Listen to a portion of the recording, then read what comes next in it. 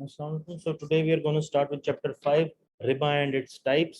सबसे पहले हम रिबा को डिफाइन कर लेते हैं। हमने लास्ट टाइम रिबा को होली कुरान के पर्सपेक्टिव में और अहादीस के पर्सपेक्टिव में देखा था। अगर हम रिबा को देखें अभी तो it can be anything that is in excess और इंक्रीज। जो इस एक्चुअली वर्ड का मीनिंग है वो ये है कि कोई भी चीज़ जो एक्सेस है, इंक्रीज है, एडिशन हुआ है किसी चीज़ के ऊपर, उसको हम रिबा कहते हैं। ठीक है। According to Sharian terminology, it implies any excess compensation without due consideration. ठीक है। Consideration do not include time value of money, क्योंकि अगेन इसको जब लिया जाता है तो टाइम वैल्यू ऑफ मनी के अगेंस्ट भी लिया जाता है, लेकिन यहाँ हम जो कंसिडरेशन कह रहे हैं उसके against time value of money count नहीं होती। सो बेसिकली कोई आपने ऐसा काम नहीं किया जिसके अगेंस्ट आपको एडिशनल या एक्सेस पैसे दिए जाएं। आपने रिस्क नहीं लिया, आपने कोई उसके अगेंस्ट सर्विस प्रोवाइड नहीं की, आपने उसके अगेंस्ट कोई प्रोडक्ट प्रोवाइड नहीं किया, कोई एफर्ट नहीं की।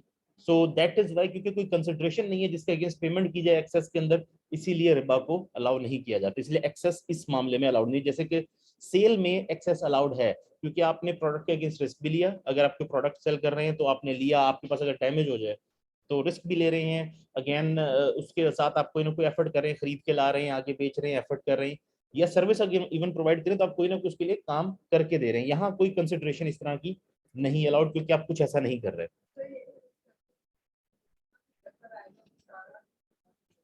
यस यस, क्योंकि अगर आप कैश देकर उसके ऊपर चार्ज कर रहे हैं वो रिबा होगा, क्योंकि कोई भी इंक्रीज विदाउट एनी कंसिडरेशन के उसके कोई रीजन नहीं थी उस इंक्रीज के लिए, कोई ऐसा आपने काम नहीं किया जिसके बेसिस के ऊपर वो इंक्रीज जस्टिफाई हो।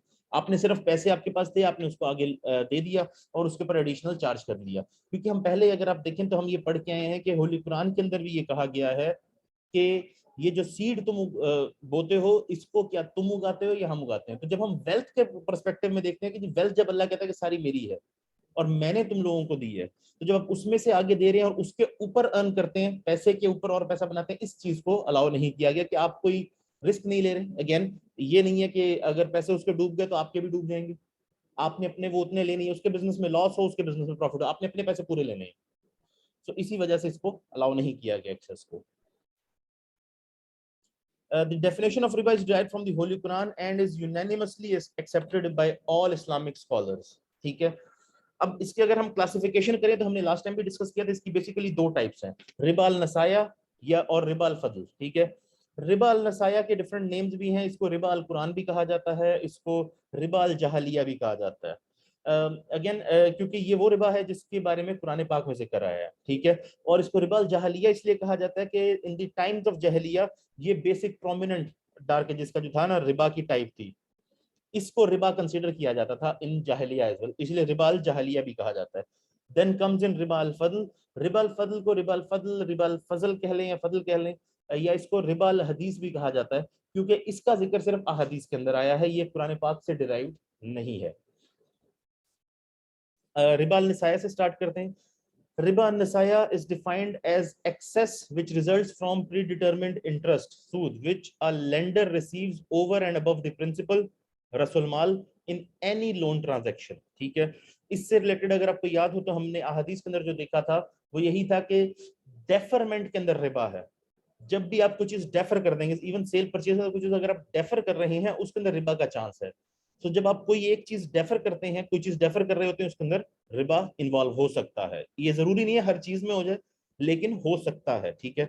इसीलिए ये वो एक्सेस है which results from pre determined interest, कि एक चीज की जो कंडीशन है वो ये है कि ये प्री डिटरमिन्ड होगा कि इतना सूद मुझे दोगे। फॉर एग्जांपल इसके मामले में हम पहले भी डिस्कस कर चुके हैं कि होली प्रॉफिट मोहम्मद सल्लल्लाहु अलैहि वसल्लम ने जब अपना एक लोन पे किया तो उसके ऊपर एडिशनल पैसे उसको दिए जब लोन वापस देने गए, एज एहसान कि इस बंदे ने मुझ पर एहसान किया था, मुझे इस पर एहसान करना चाहिए। लेकिन प्री डिटरमिन्ड नहीं था, ना उसने मांगे थे, ना उसके दिल में था, ना आपके पास था ऐसा पहले से कुछ कि ये देने ही है।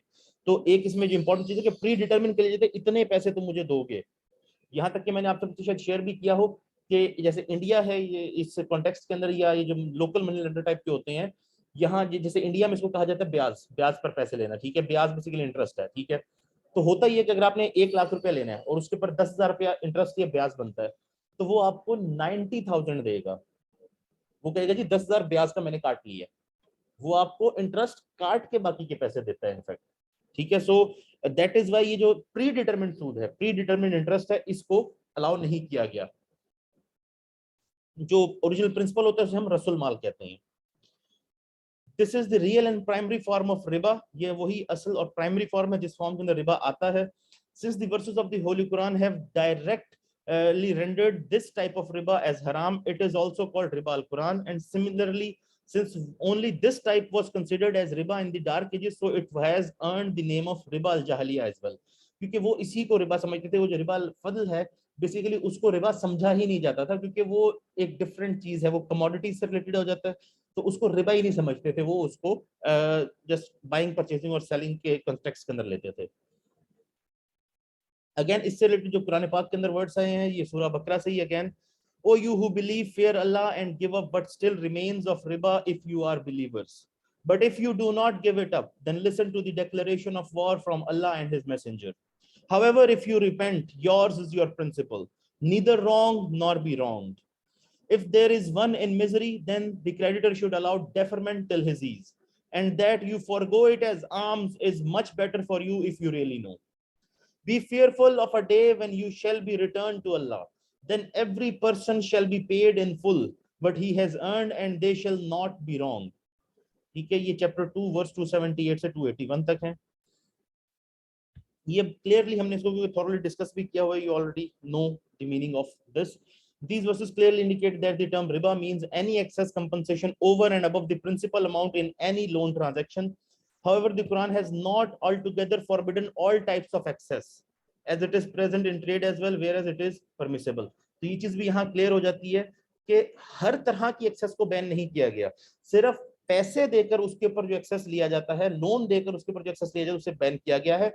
जबकि ट्रेड करने में, जबकि आप एक चीज सस्ती खरीद के लाते हैं और महंगी बेच देते हैं, उसको अलाउ किया गया है, वहां आप एक्सेस चार्ज कर सकते हैं।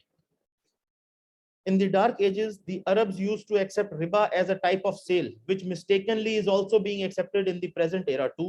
Islam has categorically made a clear distinction between the excess in capital resulting from a sale and excess resulting from interest. तो इस्लाम इन दोनों को डिफरेंशिएट करती है, जबकि इन प्री हिस्टोरिक टाइम्स, जबकि जहालिया के टाइम के अंदर वो सेल को भी इसी तरह से रिबा ही को उसी का पार्ट समझते थे, सेल ही समझते थे। The first type of excess is permissible, but the second type is forbidden and rendered haram. That is because they have said sale is but like riba, while Allah has permitted sale and prohibited riba. Again, Surah Baqarah verse 275. Imam Abu Bakr Jassas Razilullah Ta'ala anhu has outlined a comprehensive legal definition of riba an-nasaya in the following words: the kind of loan where specified repayment period and an amount in excess of capital is predetermined. तो यहाँ pre determined सबसे important चीज है कि again specified period के लिए repayment करनी है, और प्री डिटरमिन्ड उसके ऊपर इंटरेस्ट एक्सेस कैपिटल के ऊपर मांगा गया है, जो प्री डिटरमिन्ड पहले से तयशुदा है। One of the ahadith quoted by Ali ibn Abi Talib radhiyallahu ta'ala anhu says, Ali ibn Abi Talib radhiyallahu ta'ala anhu narrated that the Holy Prophet Muhammad sallallahu alaihi wasallam said, every loan that draws interest is riba. तो कोई भी ऐसा loan जिसमें आपने पैसे उधार दिए हैं, कैश या कोई एक्सचेंज करेंसी उधार दी है, उसके ऊपर अगर आप एक्सेस चार्ज करते हैं तो वो रिबा ही होगा। द फेमस सहाबी फजला बिन उबैद रज़ियल्लाहु ताला अन्हु has also defined riba in similar words. Every loan that draws profit is one of the forms of riba. The famous Arab scholar Abu Ishaq az-Zajjaj also defines riba in the following words: every loan that draws more than its actual amount, वो Riba classify होगा। Riba an-nasaya refers to the additional premium which is paid to the lender in return for his waiting as a condition for the loan and is typically the same as interest.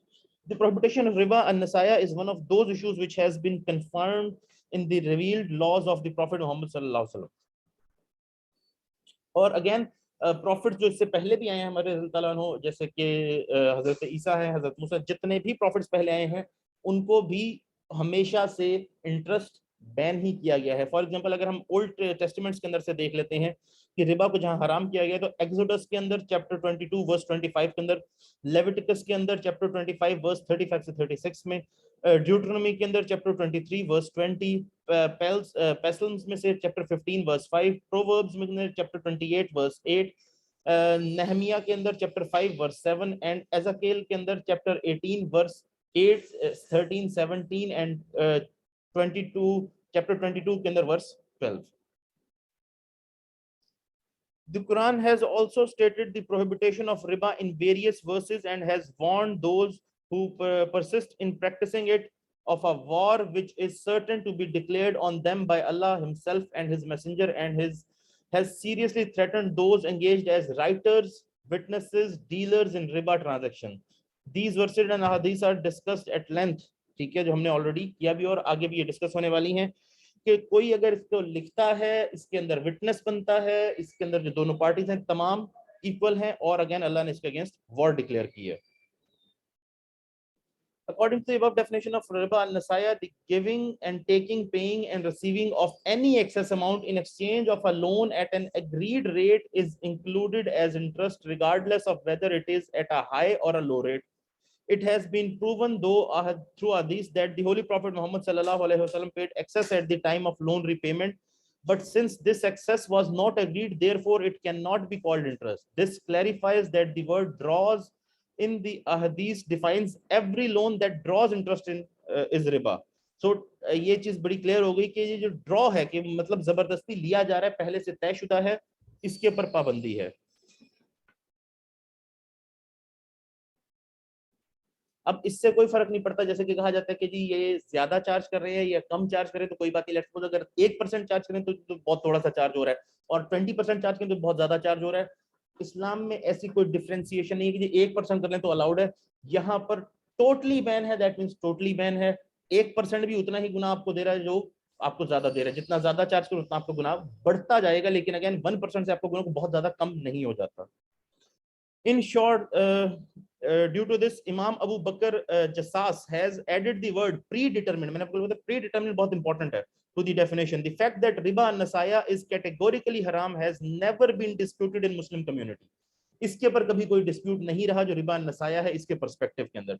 इसको हमेशा से ही हराम कर, क्योंकि आगे हम अभी जब डिस्कस करेंगे ये आएंगी चीजें कि फॉर एग्जांपल ये चीज अलाउड है या नहीं है. जैसे कि कमर्शियल लोन जो है वो इंटरेस्ट है, लेकिन जो आपका उशरी जो कमर्शियल लोन है वो अलाउड है, लेकिन जो आपका हाउस होल्ड के लिए उशरी होती है वो अलाउड नहीं, क्योंकि वो जुल्म हो रहा है, बंदा कमा अपने घर के पर लगा रहा है और उसके पर भी interest they.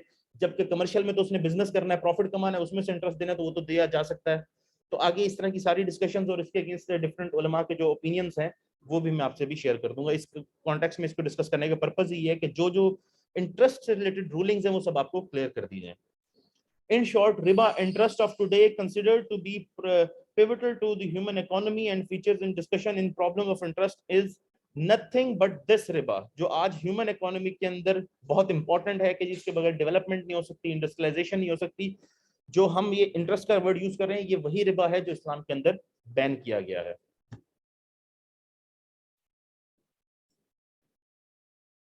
Wisdom behind the prohibition of रिबा नसाया.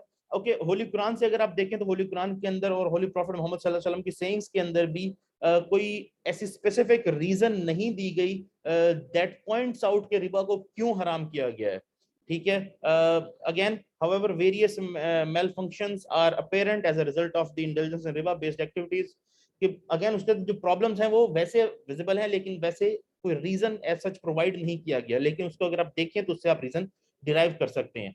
First of all, one must realize that there is nothing in the entire creation of the world which has no goodness or utility at all. But it is commonly recognized in every religion and community that things which have more benefit and less harm are called beneficial and useful. And same goes the other way around, कि जिस चीज के अंदर फायदा ज्यादा है और नुकसान कम है, अगेन हर चीज का फायदा और नुकसान होता है, लेकिन हर रिलीजन के अंदर ऐसे ही है कि जिस चीज का फायदा ज्यादा है नुकसान कम है उसको अलाउ किया गया है, और जिस चीज का नुकसान ज्यादा है फायदा कम है उसको हराम किया गया है. अगेन अगर आप कुरान पाक के कॉन्टेक्स्ट में भी देखें तो जब लिकर को हराम किया गया तो उसमें बड़ा क्लियरली ये कहा गया है कि लिकर में, गैम्बलिंग के अंदर चाहे कुछ अच्छी चीजें हैं लेकिन इसकी जो बुराइयां हैं वो ज्यादा हैं, इसीलिए इसको हराम कर दिया गया है. So, for example, declaring liquor and gambling to be even the Noble Quran, while declaring liquor and gambling to be haram, proclaimed that they do hold some benefits for people, but the curse of sin they generate is far greater than the benefits they yield. ठीक है, इसलिए इनको हराम कर दिया गया, इनका useful allowed नहीं है.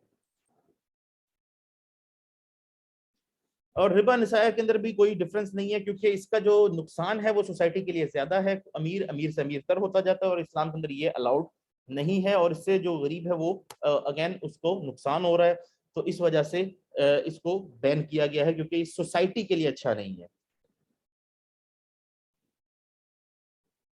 और अगेन इससे ये चीज भी याद रखिए कि इसका जो रिजल्ट है आखिरत के अंदर भी क्योंकि बहुत अच्छा नहीं है, इसलिए वर्ल्डली छोटे से गेम्स के लिए हमें अपना बड़ा लॉस आखिरत का नहीं कर लेना चाहिए। जब हम आगे भी ये डिस्कस कर रहे होंगे कि हम माइनर गेन के लिए अपना मेजर लॉस ना कर लें, तो उसका पर्सपेक्टिव ये है कि दुनिया में चाहे सर माइनर गेन के लिए नहीं करते, हम बड़े गेन के लिए कर रहे थे। हम इंटरेस्ट में 1 लाख लेने की बजाय 10 करोड़ ले लेते हैं। It's not about that, it's about this कि दुनिया का ये एक छोटा सा गेन है, आप चाहे इसके ऊपर 10 अरब भी ले लें, लेकिन ये आपके आखिरत के अंदर एक बहुत बड़े लॉस के फॉर्म के अंदर आपको मिल रहा है। तो इसलिए हमारा जो बीइंग अ मुस्लिम है पर्सपेक्टिव है वो यही है कि success in this world and the here after, तो वो सक्सेस हमारे लिए ज्यादा जरूरी है, हमारा अल्टीमेट ऑब्जेक्टिव वो है, इसीलिए हमें उसकी तरफ वर्क करना चाहिए। नाउ मूविंग टू रिबा अल फद्ल, ये सेकंड क्लासिफिकेशन है रिबा की। सिंस द प्रोहिबिशन ऑफ रिबा has been established basically in the अहदीस या सुन्ना के अंदर ही है, इसीलिए इसको रिबा अल हदीस भी कहा जाता है। ये अगेन इसके अंदर 6 कमोडिटीज हैं जिनके ऊपर एक्सेस के ऊपर जो है स्पेसिफिक होमोजेनियस कमोडिटीज, इनकी एक्सेस के ऊपर इसको हराम किया गया कि इनके ऊपर एक्सेस चार्ज करना अलाउड नहीं है। और एक और कंडीशन है इसके ऊपर, ठीक है। अब मैं ये 6 कमोडिटीज के नाम जानना चाहता हूँ, डू यू इवन रिमेंबर कि ये 6 कमोडिटीज क्या हैं?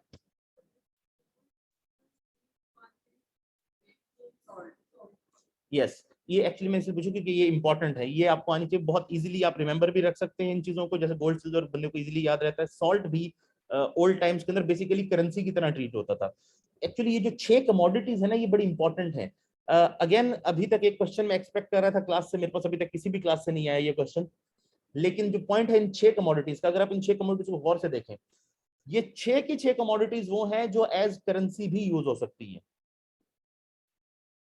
ओके, गोल्ड हो गया, सिल्वर हो गया यूज। सॉल्ट डेजर्ट के अंदर बाकायदा करेंसी है, ये हमारे यहाँ सॉल्ट रुलता फिरता है। इंडिया में कभी आप सॉल्ट की प्राइस देखें जब हमारे यहाँ से बंद होता है, क्योंकि आपको सी वाटर को इवेपोरेट करके बहुत कॉस्ट लगती है सॉल्ट बनाने पे, बाकायदा बहुत महंगा मिलता है। और डेजर्ट के अंदर चारों तरफ डेजर्ट है इतनी दूर दूर तक, तो वो डेजर्ट हीट से सॉल्ट वाटर को इवेपोरेट करके सॉल्ट कलेक्ट करते हैं। वहां ये सॉल्ट के पिलर्स बनाए जाते हैं, आप कभी भी सहारा की डॉक्यूमेंट्री देख लें, ये अरब डेजर्ट की देख लें, तो सॉल्ट की बेसिकली वो उन्होंने एक डिजाइन बनाया होता है, पिलर टाइप का एक सॉर्ट ऑफ होता है।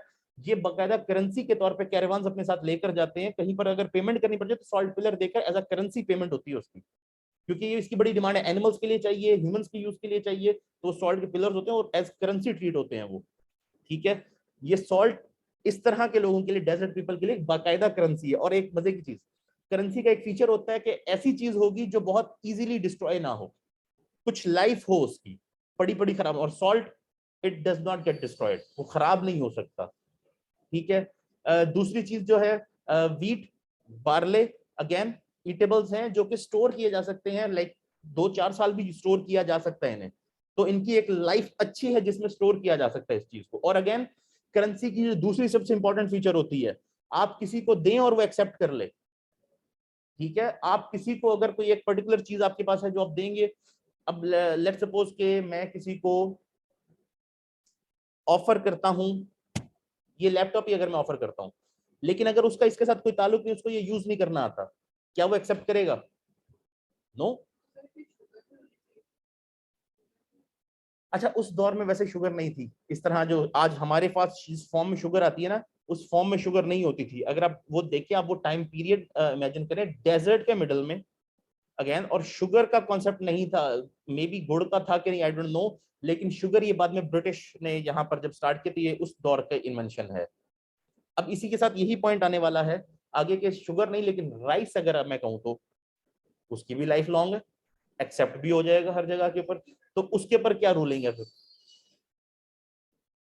ठीक है। This is an important food for thought. तो इसी के ऊपर मैं नेक्स्ट पॉइंट के अंदर आने वाला हूँ।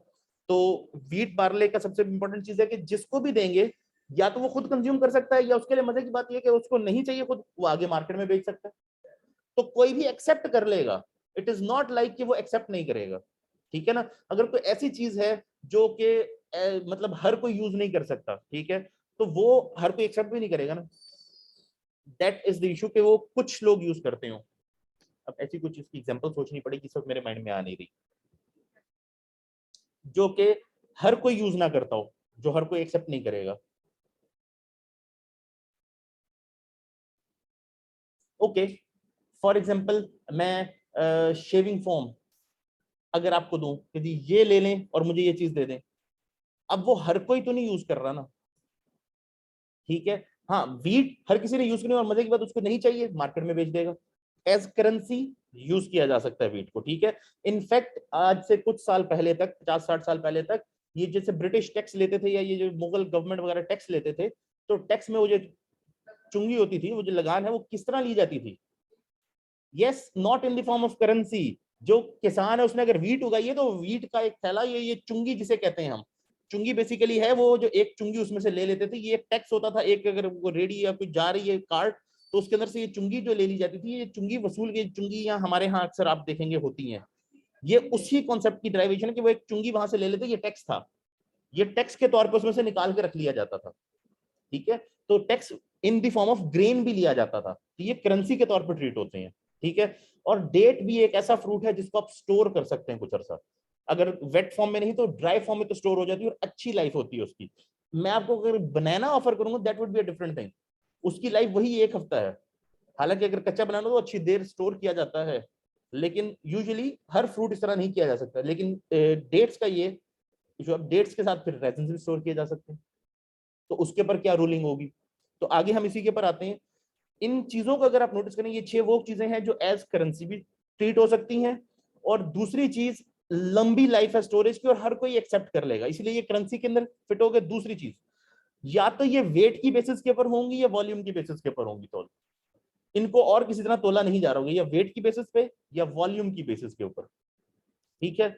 अब इसकी जो रूलिंग है वो तकरीबन हर फिका में सेम है, कि इन सारी कमोडिटीज और इनसे मिलती जुलती कैरेक्टरिस्टिक्स रखने वाली सारी कमोडिटीज या वेट की बेस पर मैयर होती हो, या वॉल्यूम की बेस पर मैयर होती है, या एज करेंसी यूज हो सकती हो, इन तमाम चीजों को जो इन कैरेक्टरिस्टिक्स के ऊपर पूरी उतरनी, उन सब के ऊपर यही रूलिंग होगी। दैट मीन्स के राइस के ऊपर भी यही रूलिंग होगी, रेजिन्स के ऊपर भी यही रूलिंग होगी, कि इनको जब एक्सचेंज किया जाए आपस में, चाहे क्वालिटी में डिफरेंस हो, क्वांटिटी चेंज नहीं होगी, क्वांटिटी वही रहेगी, kilo for kilo, even for rice, even for resins, even for any other crop, any crop जो इन कैरेक्टरिस्टिक्स वेट या वॉल्यूम के अंदर मेजर की जा सकती है और करेंसी के तौर पर यूज की जा सकती है। ये आगे तमाम फिकास का पर्सपेक्टिव सेम है, बस उनके जो क्राइटेरियाज हैं वो थोड़े से डिफरेंट है। मैं सारे क्राइटेरियाज अभी आपको बता दूंगा कि उन्होंने किसने, इमाम मालिक ने क्या कहा, इमाम शाफी ने क्या कहा। इन चीजों की यस होती है, डेरिवेटिव्स होते हैं, बहुत सारी चीजें, ये जो मेटल्स एक्सचेंज है, वहां पर मेटल्स की एक्सचेंज होती है, इस तरह के ये गुड्स की भी एक्सचेंज होती है। यहाँ पर क्रॉप्स की जो है, ये वीट वगैरह, इन सारों के ऊपर रेट भी तय होते हैं, यस। तो इन चीजों के अंदर रूलिंग यही होगी जो रिबा अल फضल की रूलिंग है, कि ये 6 कमोडिटीज जब आपस में एक्सचेंज हो अपने साथ, wheat for wheat, even rice for rice अगर मैं इसको ले जाऊं तो भी, ये जो कमोडिटी जब एक्सचेंज होगी तो ये इक्वल वेट पे होंगी। और दूसरी कंडीशन क्या है इसकी, वही तो बता रहे कि क्वांटिटी सेम होगी, क्वांटिटी चेंज हो सकती है, kilo for kilo, quality matter नहीं कर रही। और क्या कंडीशन है, एक कंडीशन और भी है, एट दी स्पॉट ट्रेड होगी। ये नहीं कह सकते कि मैं लेके आ रहा हूं, एट दी स्पॉट ट्रेड होगी, डिले नहीं हो सकती कि जी किलो फॉर किलो एक्सचेंज कर रहा हूं लेकिन मैं दूंगा 2 महीने बाद, ऐसा नहीं हो सकता। At the spot hand to hand exchange होनी है। ये 2 मस्ट कंडीशन है रिबा अल फضल की।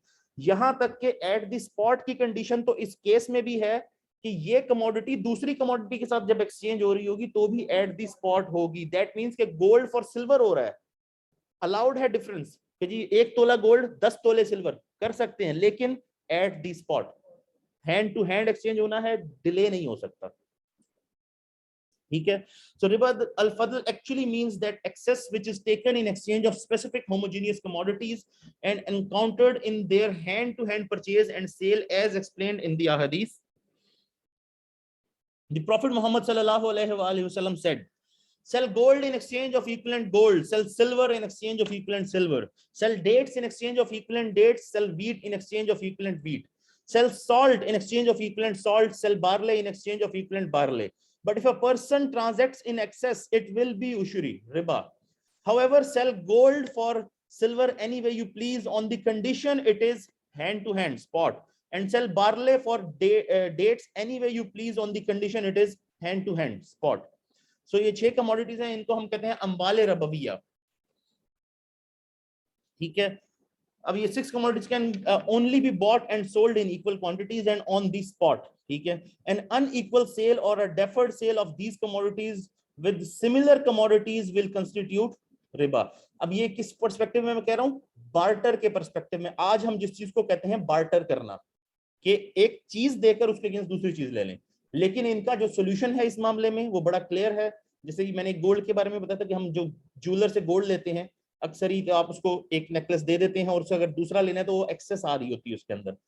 तो इस मामले में जो बेस्ट डिसीजन है, डेट्स का हो, गोल्ड का हो, वीट का हो, बेस्ट डिसीजन ये है कि आपने अगर एक्सचेंज करना है उससे बेहतर ये है कि आप चीज बेचें, उसके अगेंस्ट कैश ले लें उससे, फिर उस कैश को देके चाहे उससे या किसी और से दूसरी चीज खरीद लें। That is the best policy. आपकी जो ट्रांजैक्शन है वो हराम नहीं होती, हलाल तरीके से ट्रांजैक्शन एग्जीक्यूट हो जाती है। तो ये अगेन अब ये चीज आपको क्लियर होगी कि सिर्फ ये 6 कमोडिटीज पे अप्लाई नहीं करता ये।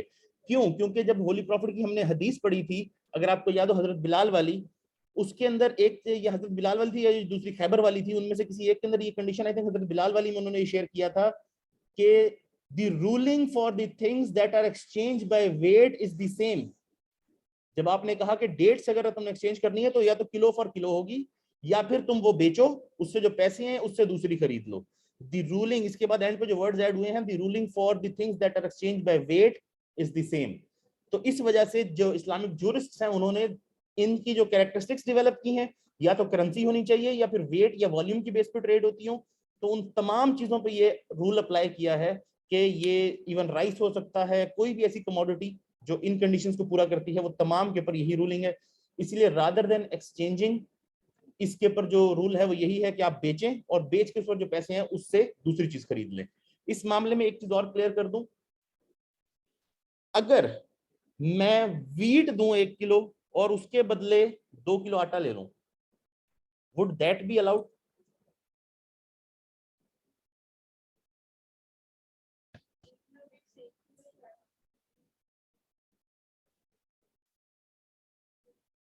अगर आ जाए, या फिर मैं 2 किलो वीट दूं और 1 किलो आटा ले लूं, जैसे हमारे चक्की वाले आमतौर पे करते हैं। अगर आप में से किसी ने कभी चक्की पे आटा भेजा हो तो चक्की वाला उसमें से कुछ आटा रख लेता है, ठीक है, वो उतना नहीं देता। तो क्या ये चीज अलाउड है या नहीं है? This is allowed. क्यों? उसकी रूलिंग है, क्योंकि जो प्रोडक्ट, उसकी शेप चेंज हो गई है, उसकी जिनेर चेंज हो गई है, उसके ऊपर कोई ना कोई काम किया गया है, और अब वो जिस शक्ल में थी उस शक्ल में नहीं रही, उसकी शेप चेंज हो चुकी है, वो प्रोडक्ट ट्रांसफॉर्म हो चुका है, ठीक है। तो प्रोडक्ट फिजिकली अगर ट्रांसफॉर्म हो जाए तो उसको एक्सचेंज करने में वेट का डिफरेंस आ सकता है। फॉर एग्जांपल, अगर वीट से आटा बना लिया गया है तो वो यूजेबल फॉर्म में आ गई है, मैं वीट के दाने ऐसे उठा के तो नहीं खा सकता ना, तो वो जो आटा की शेप बन गई है अब वो डिफरेंट प्रोडक्ट्स में यूज हो सकती है। तो क्योंकि उसके ऊपर कोई प्रोसेसिंग हुई है, ठीक है, उस प्रोसेसिंग का कोई चार्जेस लगे होंगे, उसने भी काम किया है, कोई मशीनरी यूज की है, इसलिए अब इसकी प्राइस डिफरेंट हो सकती है। सिमिलरली, मैं लोहा दूं और उसके अगेंस्ट मशीनरी ले लूं बड़ी हुई जो कि आगे काम करेगी, तो डेफिनेट मशीनरी से मैं कोई यूटिलिटी यूज करूंगा, उसको यूज कर सकता हूं, वो कुछ बना सकती है, जबकि लोहा वो काम नहीं कर सकता। तो इसीलिए लोहे और मशीनरी के प्राइस में डिफरेंस हो सकता है, किलो फॉर किलो की जरूरत अब नहीं रहेगी। These 6 commodities in fiqh terminology are called amwal rabawiya. Does this hadith apply only to the items mentioned in it? Does it concern sale of barley or wheat but not rice, or dates but not resins? A complete legal definition differs in every fiqh. Scholars such as Taos and Qatada hold that riba al-fadl includes these specific types only. अब ये मैं वो भी बता देता हूँ जो कहते हैं कि नहीं सिर्फ ये 6 commodities पे अप्लाई होगी। ताउस और कतादा कहते हैं कि ये इन 6 कमोडिटीज पे ही अप्लाई होगी। लेकिन जो मेजॉरिटी है of Islamic scholars, they believe that some other commodities should also be included, जैसे कि बाकी तमाम फिके, इमाम अबू हनीफा, इमाम शाफी, इमाम मालिक, इमाम इब्न हम्बल, अहमद बिन हम्बल, ये तमाम इस पे एग्री करते हैं कि इसके अंदर और कमोडिटीज होंगी, इंक्लूड होंगी। In order to determine the other commodities that are to be included in Ambal Rabawiya, some jurists hold that the characteristics which are common among these items can be used as a basis as an illat for Riba al-Fadl. इल्लत basically attribute है जिसकी basis के ऊपर हम दूसरी चीज के लिए सेम रूलिंग डिराइव कर सकते हैं through the process of analogy, हमने जैसे पहले डिस्कस किया था इन कियास। ओके, तो इमाम अबू हनीफा का क्या पर्सपेक्टिव है इस पर्टिकुलर एरिया में? इमाम अबू हनीफा से दो कॉमन कैरेक्टरिस्टिक्स जो हैं वो डिराइव करते हैं इससे। एक के ये चीजें या तो वेट की बेस के ऊपर सेल होती हैं या वॉल्यूम की बेसिस के ऊपर, ठीक है। और दूसरा जो वो ड्राइव करते हैं वो है exchange is between similar commodities, ठीक है। कि सिमिलर कमोडिटीज जब होंगी तो उस केसेस के अंदर अप्लाई होगा। Meaning all these 6 goods are sold by either weight or volume, therefore all these commodities which are measured through either the unit of weight or the unit of volume and are exchanged against the same commodity will fall under the rule of रिबा अल फद्ल, ठीक है। कि जो उसी commodity को उसी कमोडिटी के साथ एक्सचेंज किया जा रहा है और या तो वेट में वो मेजर होती है या वॉल्यूम में, तो वो रिबा अल फद्ल के अंदर आ जाएगी। इमाम शाफी का कहना यह है कि या तो वो मीडियम ऑफ एक्सचेंज हो, ठीक है, कमोडिटी, या फिर एडेबल हो। इन कमोडिटीज के बारे में उनका ये भी कहना है कि ये एडेबल भी हैं, ऑल तो गोल्ड सिल्वर नहीं, लेकिन बाकी सारी कमोडिटीज एडेबल हैं। तो उन्होंने इसे दो डिराइव किए चीजें इमाम शाफी ने, medium of exchange and edible. Therefore, this law will apply on everything edible or having the natural ability of becoming a medium of exchange. या तो वो करेंसी बन सकता हो मीडियम ऑफ एक्सचेंज, या फिर खाने लायक चीज हो, कोई खाने वाली चीज हो। इमाम मालिक जो इसके बारे में पर्सपेक्टिव देते हैं वो ये है कि या तो ये एडेबल हो, ईटेबल हो, या प्रिजर्वेबल हो चीज, क्योंकि गोल्ड और सिल्वर बेसिकली प्रिजर्वेबल चीजें हैं जो कि रस्ट नहीं होती। जो स्पेशल क्वालिटी है जो गोल्ड को स्पेशली इंपॉर्टेंट बनाती है एज अ करेंसी, वो यही है कि इसको रस्ट तक नहीं लगती, ये पड़ा पड़ा डिस्ट्रॉय नहीं हो सकता। सिल्वर भी पड़ा पड़ा डिस्ट्रॉय नहीं हो सकता। अगर आप इसकी जगह लोहा स्टोर कर लें, एक तो वो अबंडेंट है इसीलिए बहुत ज्यादा स्टोर करना पड़ेगा आपको, क्योंकि अबंडेंट है ना इसलिए बहुत महंगा नहीं है। गोल्ड बहुत रेयर है और ये हमेशा से ही रेयर रहा है, इसलिए इसको स्टोर भी किया जा सकता है। और दूसरी चीज, इसको जंग नहीं लगेगा, लोहे को जंग लगेगा फिर डिस्ट्रॉय हो जाएगा, तो उसकी वैल्यू कम हो जाएगी ओवर द टाइम, ठीक है। इमाम अहमद बिन हंबल जो है उनका पर्सपेक्टिव जो है वो बेसिकली उनसे 3 रिवायत आती हैं जो उनकी साइटेशंस की, जो उनका क्या ओपिनियन है इसके मामले में। तीनों रिवायत उनसे साबित हैं, तो तीनों को ही हम डिस्कस कर लेते हैं।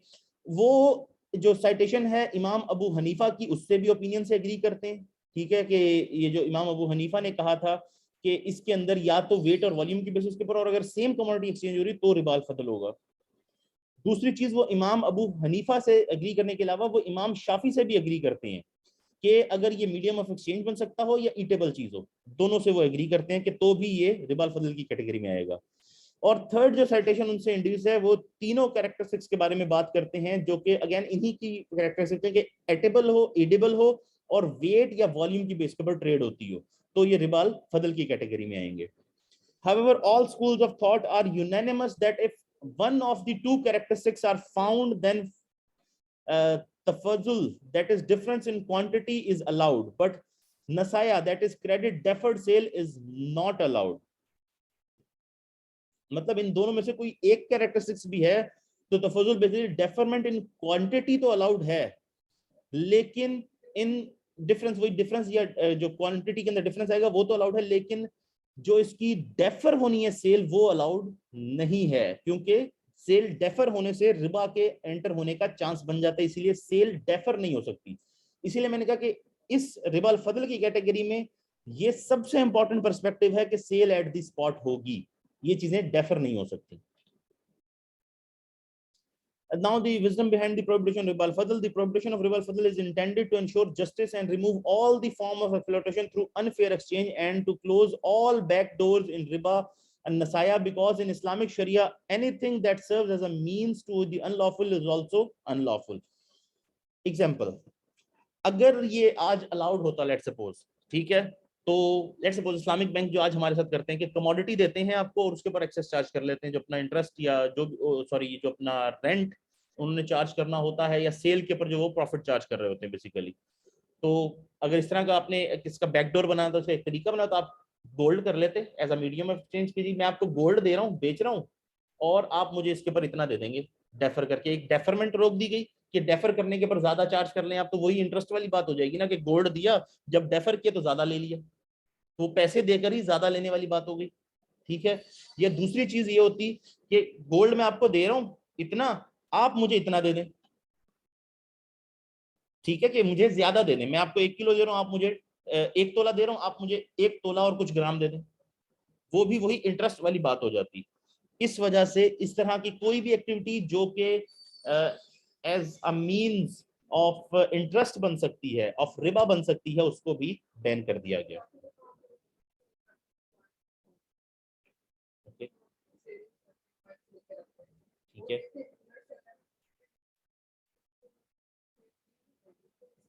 हाँ, जो ये वाला मामला है, ये भी मैं एक्सपेक्ट कर रहा था कि ये क्वेश्चन एक आएगा। ये जो मैंने शेप चेंज की है ना, उसकी एक्चुअल वर्थ चेंज हुई है उस प्रोडक्ट की। जैसे कि मशीनरी थी ना, वो मेरे किसी काम आएगी, मैं उसको कहीं यूज कर सकता हूँ। ठीक है। सिमिलरली जो मेरे पास लेट सपोज आ गया, जैसे कि मैंने इवन वीट की एग्जांपल दी, मैंने वीट को जब कन्वर्ट किया, अब मैं उसको खा सकता हूँ, किसी और चीज में यूज कर सकता हूँ। वीट का दाना बाय इटसेल्फ मेरे लिए उस लेवल का काम का नहीं है। ठीक है। उनकी शेप टोटली चेंज हो गई है। यहाँ शेप चेंज जरूर हुई है, लेकिन इससे उसकी जो यूजेबिलिटी है उस पर बहुत ज्यादा फर्क नहीं पड़ा, उसकी बहुत ज्यादा चेंज उसमें नहीं आया, जिसकी वजह से वो मतलब, अब ये नहीं किया हमने कि गोल्ड से गोल्ड की कोई मशीन बनवा ली हो, जो कोई प्रोडक्शन करिए, कोई काम करिए, कोई मुझे बेनिफिट दे रही हो। हाँ, उस पर प्रोसेस जरूर होगा, उसके ऊपर अगेन वो जो बंदा प्रोसेस कर रहा है उसके लिए अगर आप देखें तो गोल्ड स्मिथ जो होता है वो सेपरेटली आपसे चार्ज करता है, जो प्रोसेसिंग होती है उसकी वो सेपरेटली चार्ज कर रहा होता है कि जी ये बंदे ने काम किया है, इसकी शेप चेंज की है। लेकिन जो इसके ऊपर ओपिनियन है वो यही है, ज्वेलरी के केस के अंदर स्पेशली, कि ज्वेलरी जो है वो गोल्ड की शेप को चेंज नहीं करती। इसलिए जब आप देकर गोल्ड उससे ज्वेलरी खरीद रहे हैं, ले लेते हैं कि आपने उसको गोल्ड दिया और उसने आपको ज्वेलरी बना दी और ऊपर कैश चार्ज कर लिया कि जी वो बनाने का और सारा, तो दैट इज नॉट अलाउड। इसका आसान सा हल है, आप उसको गोल्ड बेच दें, उसके पैसे ले लें और उससे ज्वेलरी खरीद कर उसको पैसे दे दें। The law of riba al-fadl. After closely analyzing the meaning and interpretation of the above ahadith and their explanation in further ahadith, along with issues related to the reference from Hanafi fiqh, the following rules and laws governing riba al-fadl have been derived. It is evident that the exchange of homogeneous commodities will only be required if they differ in quality and characteristics. अगर same quality है तो कोई exchange क्यों करना चाहेगा, या same characteristic है तो कोई एक्सचेंज क्यों करना चाहेगा, करना ही नहीं जाएगा, सीधी सी बात है। तो या तो क्वालिटी में डिफरेंस होगा या कैरेक्टरिस्टिक्स के अंदर। ठीक है। Different genes genes of rice and wheat, superior quality gold and inferior quality gold, mineral salt and sea salt, इनमें क्योंकि डिफरेंस है तभी एक्सचेंज हो रहे होंगे, तो ये वेट फिर इक्वल रहेगा और डेफर नहीं हो सकते। The exchange of any of these 6 commodities with itself but differing in type or quality, which is called barter in modern terminology, even when considering market rate, is prohibited in unequal amounts. Again अगर हम ये कहना कि sir वो market rate के ऊपर exchange कर लेते हैं, तो मार्केट रेट एक तो चेंज होता रहता है, और ये बेसिकली ये एक और डोर ओपन हो जाएगा टू रिबा, कि जी वो मार्केट में तो देखें ये चीज, अगर ये वाला सॉल्ट है और ये कोई सी सॉल्ट है, तो मिनरल सॉल्ट और सी सॉल्ट के अंदर डिफरेंस होता है, तो इसके रेट में इतना डिफरेंस आ जाएगा। तो अगर इस एक्सचेंज में ये चीज अलाउ कर दी तो यहाँ पर एक आप एग्जैक्टली डिटरमिन नहीं कर सकते कि जी कितने गोल्ड के अगेंस्ट कितना सिल्वर, चले गोल्ड सिल्वर फिर भी कुछ हद तक डिटरमिन होता है, लेकिन अगर वीट बार्ले या कोई और चीज है, कितनी वीट के अगेंस्ट कितना बार्ले दूं, कितनी वीट के अगेंस्ट कितनी डेट्स दूं, एग्जैक्टली डिटरमिन करना बहुत मुश्किल है। ठीक है, क्योंकि परफेक्ट मार्केट तो है नहीं, और इसमें जब कोई डिटर्मिनेशन हो रही होगी तो यहाँ पर रिबा इन्वॉल्व हो सकता है। अगर कोई बहुत ऑनेस्ट भी एस्टिमेट देगा तो भी चांस ये है कि वो 100% एक्यूरेट नहीं होगी, कि ये कितने के लाइक 1.5 किलो वीट से 1 किलो डेट्स आनी चाहिए, क्या वो एग्जैक्ट होगा? No, we don't know. तो इसमें रिबा का चांस आ जाएगा, इसीलिए इसको अलाउ नहीं किया गया।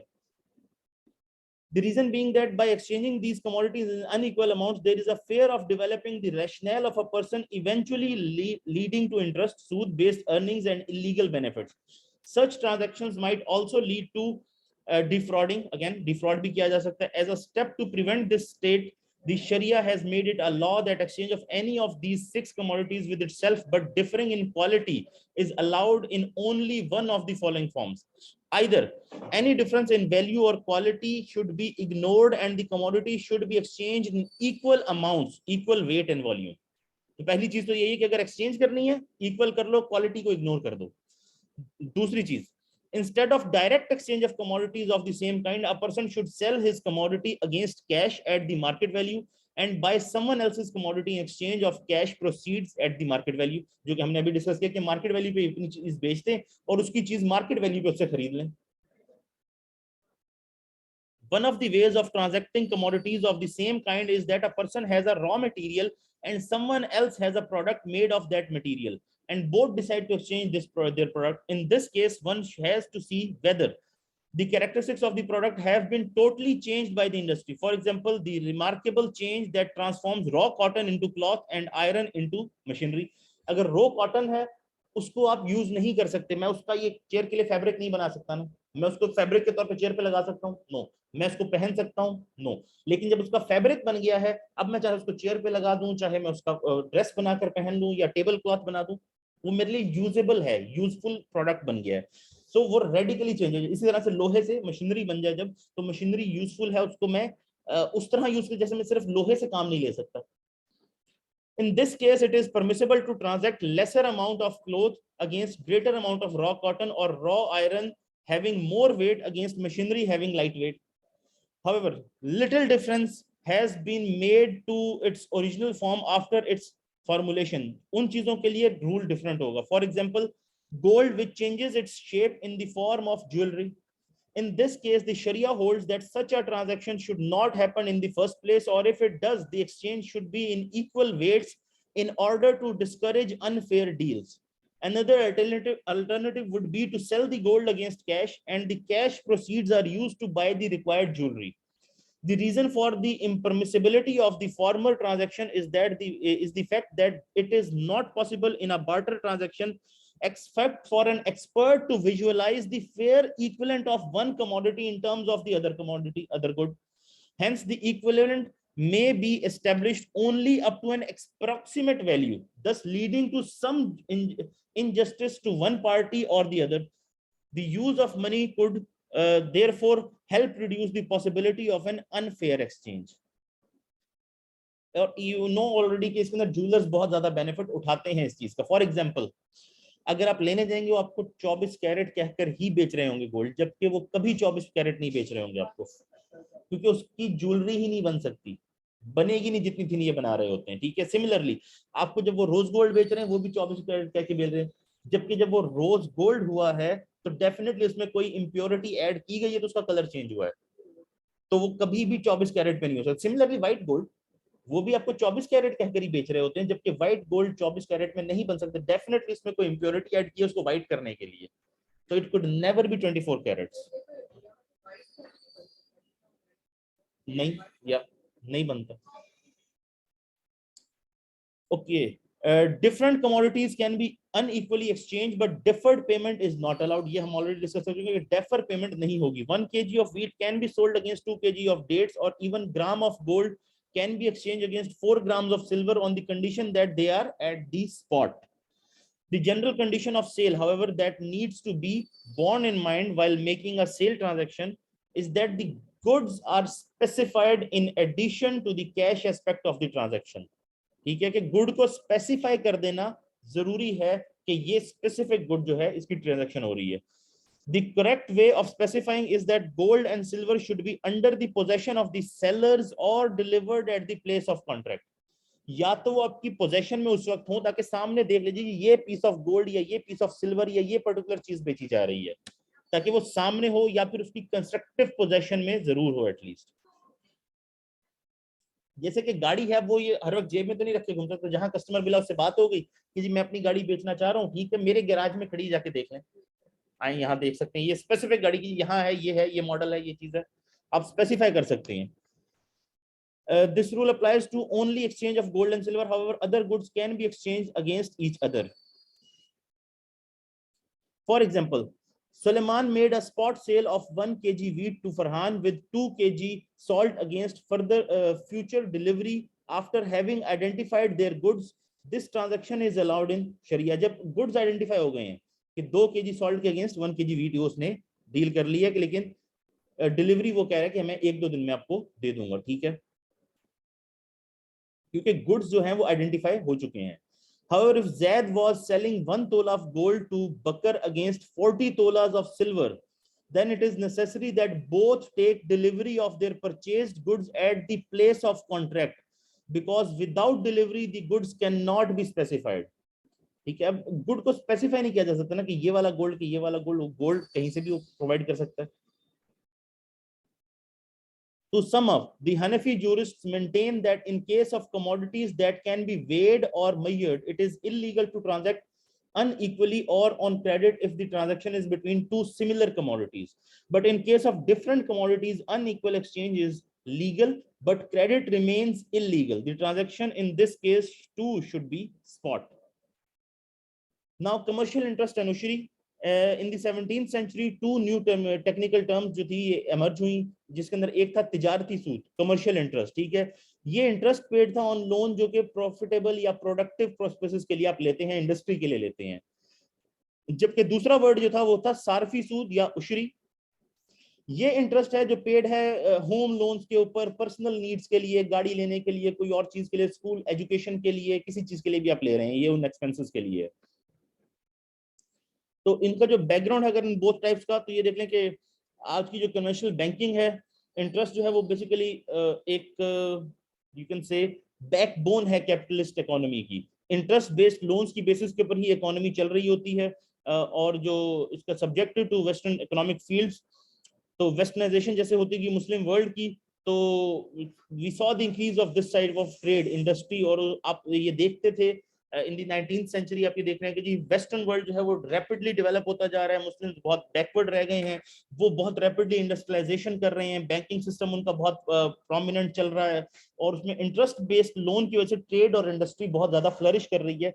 और ये समझा जाने लग गया कि कमर्शियल इंटरेस्ट के बगैर अगर ये हराम होगा और इलीगल होगा, इसको हम नहीं यूज करते, तो हम इंडस्ट्रियलाइजेशन और इकोनॉमिक प्रोग्रेस में उनसे बहुत पीछे रह जाएंगे इस मुस्लिम कंट्रीज. जैसे कि रिबा जो है कि उस टर्म्स के अंदर फिर इसलिए इन्होंने ये एक कैटेगरी बनाई कि जी जो उशरी है उसको सिर्फ रिबा ट्रीट किया जाएगा. दैट मींस जो पर्सनल लोन जो लिए गए हैं, जो पर्सनल यूज के लिए लिए गए, इसलिए कमर्शियल लोन को उसमें से बाहर निकाल दिया जाए. They in the holy Quran and सुन्नाह and freed commercial interest from it, calling it totally different from the western concept of interest. के जो कमर्शियल लोन है ये टोटली डिफरेंट चीज है, ये और चीज है, ये रिबा में नहीं आती. और ये कहा गया कि जी रिबा जो है वो प्रोहिबिटेड है, जो कुरान के अंदर सुन्नाह के अंदर है वो उशरी वाला रिबा है, वो कमर्शियल इंटरेस्ट नहीं है. Now there are two schools of thought on this issue. A detailed analysis of these arguments is discussed as under. अब इसके अंदर पहला पर्सपेक्टिव अगर मैं ये डिस्कस करूं कि जो इकोनॉमिक डेवलपमेंट की हम बात करते हैं या इंडस्ट्रियलाइजेशन की बात करते हैं, तो that was not a result of interest या इंटरेस्ट बेस्ड बैंकिंग. अगर आप देखें तो दुनिया की बहुत ज्यादा डेवलपमेंट्स या साइंटिफिक डिस्कवरीज जो हैं वो मुस्लिम स्कॉलर्स ने स्पेन में की थी अपने टाइम के अंदर. जैसे कि डिफरेंट अलजेब्रा की डिस्कवरी है, बहुत सारी और डिस्कवरीज जो हैं, बहुत सारी डेवलपमेंट्स जो हैं वो स्पेन में हुई मुस्लिम स्कॉलर्स के दौर में. उस दौर में जब मुस्लिम्स अपने रिलीजन को अच्छी तरह से फॉलो कर रहे थे, होली प्रॉफेट मोहम्मद सल्लल्लाहु अलैहि वसल्लम की टीचिंग्स को फॉलो कर रहे थे, और इस्लाम ने कहीं पर भी न्यू टेक्नोलॉजी की एडॉप्शन या डेवलपमेंट से नहीं रोका. इनफैक्ट कहा गया कि इल्म हासिल करने के लिए चीन भी जाना पड़े तो जाए. सो बेसिकली वहां पर कोई भी हमें हदीस पढ़ाने नहीं वाला था, वहां पर न्यू टेक्नोलॉजी के लिए ही आपने जाना था. तो जब अगर आप इसको देखते हैं कि जब होली प्रॉफिट मोहम्मद सल्लल्लाहु अलैहि वसल्लम का दौर है, उसके बाद खुलफा राशिदीन का दौर है, इस्लामिक एम्पायर वाज स्प्रेडिंग. उस वक्त की दुनिया की दो सबसे बड़ी super powers, the Roman empire and the Persian empire, इन दोनों को हरा के हम डोमिनेट कर रहे थे. और फिर सडनली इंडस्ट्रियलाइजेशन और सारी ये ब्रिटिश और बाकी कंट्रीज ने डेवलप होना शुरू. इसकी रीजन ये थी कि हम अपने रिलीजन से उतना ही दूर होते गए, और वो उन प्रिंसिपल्स के ऊपर जो अल्लाह ने हमें प्रोवाइड किए इस रिलीजन के अंदर, उनके ऊपर अमल करते हुए, वो हमारे प्रिंसिपल जो हमें फॉलो करने चाहिए उनके ऊपर अमल करते हुए दुनिया में सक्सेसफुल होते हैं. अल्लाह ने बेसिकली हमें तरीका बता दिया दुनिया में सक्सेस का। अगर हम उसको अडॉप्ट करेंगे तो हम सक्सेसफुल, अगर वो अडॉप्ट कर लेंगे तो सक्सेसफुल होंगे। फॉर एग्जांपल इंटरेस्ट नहीं होना चाहिए, कम से कम ना होने के बराबर हो। अब वहां इंटरेस्ट रेट है 1%, हमारे पास इंटरेस्ट है 16%, it's in front of you, ठीक है। सिमिलरली वो धोखा नहीं देते, आपको एक क्वालिटी की चीज कहेगी, आपको पता है इस पैकेट में इसी क्वालिटी की चीज होगी, इससे हल्की नहीं होगी, हमारे पास मिलावट के अलावा आपको चीज नहीं मिलेगी। These are some of the reasons के जो इस्लामिक प्रिंसिपल्स के जितना ज्यादा करीब होगा वो वर्ल्ड को डोमिनेट करेगा। End of story. इस वजह से उनकी डेवलपमेंट ज्यादा थी, क्योंकि वो साइंस और डेवलपमेंट पे ज्यादा काम कर रहे थे और हमने साइंस और डेवलपमेंट को पीछे छोड़ दिया। हमारे यहाँ यही रहा कि जी कवा हलाल है या हराम है। हलाकू खान बगदाद के दरवाजे पे खड़ा है, अंदर उलमा डिस्कस कर रहे हैं कवा हलाल है या हराम है। Nobody is bothering about anything. इसी तरह से ये सब कॉन्टिनेंट के रूलर्स थे, इन्होंने हीरे जवाहरात इकट्ठे किए, आर्मी किसी ने नहीं बनाई अपनी। तो जब दिल्ली पे कब्जा हुआ तो उसके बाद जब वो किंग को लाया गया तो उसको जब उसने कहा कि मुझे भी खाना दो, तो उसको जब खाने में उसने ना हीरे जवाहरात रख के दे दी कि ये खाओ, यही इकट्ठे किए थे तुमने सारी जिंदगी, इनका क्या करोगे, क्या मैं आया हूं मैंने कैप्चर किया है, सारे मेरे हो गए, तुमने अपनी आर्मी क्यों नहीं बनाई, were you that stupid? So these were the reasons of the downfall, not just उशरी और रिबा के इसकी वजह से हमारी इकोनॉमी चल सकती है, इंडस्ट्रियलाइजेशन हो सकती है, इकोनॉमिक प्रोग्रेस हो सकती है। मुस्लिम्स ने उस दौर में इकोनॉमिक प्रोग्रेस की डेजर्ट से उठ के दो सुपर पावर्स को हराया, तो it is a different perspective. अब जो दो स्कूल्स ऑफ थॉट है, first school of thought, this school presents two arguments to support their point that only ushri, not commercial interest, is prohibited in Islam. पहला argument ये देते हैं riba as practiced during the days of the prophet Muhammad sallallahu alaihi wasallam was only ushri. इसमें commercial interest था ही नहीं उस दौर में, सिर्फ उशरी, लोग पर्सनल यूज के लिए लेते थे लोन और फिर उसके पर इंटरेस्ट ज्यादा से ज्यादा उनको देना पड़ जाता था, तो इसलिए उशरी को बैन किया गया। तब कमर्शियल इंटरेस्ट होते हैं, लोग कारोबार के लिए लोन नहीं लेते थे, जबकि ये बात सही नहीं है। लोन हमेशा से ही बिजनेसेस के लिए लिया जाता रहा है, और ये सिर्फ होली प्रॉफिट के टाइम नहीं, उससे बहुत पहले से अगर आप देख लें, शेक्सपियर तकरीबन 200-300 साल पुराना कैरेक्टर है, उसके प्लेस के अंदर भी ये जिक्र आ रहा है कि जैसे कि मर्चेंट ऑफ वेनिस है, तो ज्यूज जो है वो वहां कर्जे देते थे और बिजनेस के लिए कर्जे देते थे, वो शिप किसी की जा रही है उसके पैसों की जरूरत पड़ी तो उसके लिए, अपने बिजनेस के लिए वो कर्जा ले लेता था। तो बड़े एविडेंस है कि जी लोन बिजनेस के लिए लिया जाता था, और ये मक्का से भी एविडेंस मिलता है कि वहां बिजनेस के लिए लोन लिया जाता है। एक ट्राइब ने दूसरे ट्राइब को लोन दिया हुआ है, अब ये दोनों अमीर ट्राइब हैं, एक ट्राइब ने दूसरे को लोन दिया हुआ है, इसका मतलब ये नहीं है कि उसने इस्तेमाल के लिए वो गरीब ट्राइब उसको दिया, दूसरा ट्राइब भी अमीर है, वो इसलिए दिया कि उसने कमर्शियल एक्टिविटीज के अंदर वो पैसे लगाने हैं, उसको कमर्शियल एक्टिविटीज के लिए वो पैसे चाहिए। इसका जो काउंटर आर्गुमेंट है वो यही है, this claim is totally groundless since Islam when prohibiting something does not only prohibit one form of it that is prevalent, but also forms that might come up in the future. Again Islam के अंदर ये भी नहीं है कि जी एक form को तो बैन कर दिया गया, बाकी सारी फॉर्म जो है वो फ्यूचर में अलाउड हो। फॉर एग्जांपल अगर हम इसको इस कॉन्टेक्स्ट में देख लें कि जी जो शराब बनती थी उस दौर में, लिकर बनती थी इन दी डेजर्ट्स ऑफ अरेबिया, वो आज की अगेन आज फिर जो अगर वैरायटी देखें तो उसके अंदर कम से कम 50 वैरायटीज हैं। There is a different variety, champagne, vodka और बहुत सारी वैरायटीज मिलेंगी आपको। तो अगेन अगर हम कहें जी वो वाली हराम थी जो उस दौर में अरेबिया के अंदर बनती थी, आज की टकीला अगर अलाउड है तो वी कैन नॉट से दिस, क्योंकि उसके ऊपर जनरल बैन है। इसी तरह से ड्रग्स, क्योंकि शराब की बेसिस के ऊपर ड्रग्स के ऊपर बैन है, तो हम कहें जी वो उस दौर की ड्रग्स बैन होगी ना। आज तो आइस तो अलाउड है, वो क्रिस्टलाइज तो आज की इन्वेंशन है, मेथेनफेटामिन तो आज की इन्वेंशन है, we can not say that. हम वो जनरल प्रोहिबिटेशन होती है उस सारी चीज के ऊपर। इसी तरह से गैमलिंग जो उस दौर में किसी और तरह से होती थी आज अलाउड है, नो, जब जैसी उस दौर में होती थी जैसी आज होती, तमाम फॉर्म्स गैमलिंग की बैन ही रहेंगी। The change state does not change the ruling. The Holy Quran has prohibited the following: liquor, khamar. During the time of the Prophet Muhammad sallallahu alaihi wasallam, its form and the way of production was totally different from that of the present day liquor, but the ruling remains unchanged even though the form has changed. Similarly, pork, khinzir, irrespective of how clean the present day breeding of pigs in high class farms may be, pork will remain prohibited and cannot be rendered halal legal in Islam. तो जो उस दौर में dirty होता था तो इसलिए allowed नहीं, आज तो फार्म इतने क्लीन है तो फिर क्या आज अलाउ कर दिया जाए? नो, इस्लाम में अगर बैन है तो बैन ही रहेगा। Similarly, corruption, immorality, al-fahisha, although a lot of sophisticated ways have been developed of the evil forms from the time of the Quranic revelations prohibiting it. However, the ruling stands forever. Similarly, the same applies to interest and gambling as well. By claiming that it was in a different form during the Prophet Muhammad sallallahu alaihi wasallam's time does not change its ruling. The ruling remains unchanged, just as the case of khinzir, khamar, khinzir, and al-fasha. Argument 2. Commercial interest did not exist in the days of Prophet Muhammad sallallahu alaihi wasallam. तो इसको भी मैं already आपको explain कर चुका हूं कि उस दौर में ये था और अरब सोसाइटी में प्रेजेंट था, ये भी नहीं कि कहीं और था, वहां नहीं था.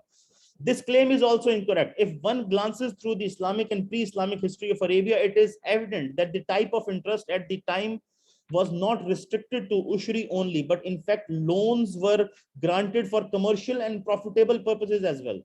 To quote some examples, the tribe of Umro bin Amir used to take interest from the tribe of Mughriya. At the advent of Islam, Mughriya owed heavy interest to Umru bin Amir.